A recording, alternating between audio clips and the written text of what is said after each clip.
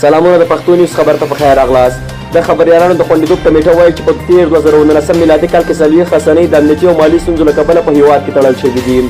دغه کمیټې د خپل کلني راپور د وړاندې کولو پر مهال خبریالانو ته وویل چې د 2013 میلادي کال په پرتله په 2019 میلادي کال کې د خبریالانو پر وړاندې د تاوتریخوالي په پیښو کې 14 سلنه کموالی راغلی دی. خو د دې کمیټې مشر نجیب شریفي وایي چې اوس هم تاوتریخوالی د خبریالانو پر وړاندې جدي ستونزه ده. نوموړي زیاته کړه چې په تېر میلادي کال کې د خبریالانو پر وړاندې تاوتریخوالي 15 پیښې ثبت شوي وي چې د وژنې، ټپي کېدو، تښتونې او ګواښ ډولونه پکې شامل دي.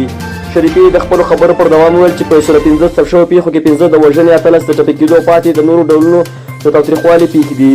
دا راپور په داسې حال کې وړاندې کېږي چې په 2013 میلادي کال کې 1900 خبریالانو په بېلابېلو پیښو کې خپل ژوند له لاسه ورکړی و. په داسې حال کې چې د خبریالانو د خوندیتوب کمیټه د خبریالانو پر وړاندې د تاوتریخوالي د کمېدو خبره کوي، یو شمېر افغان خبریالان اوس هم د خپلو دندو پر وړاندې تاوتریخوالی جدي ستونزه بولي او له حکومت څخه د روان وضعیت د ښه کېدلو غوښتنه کوي.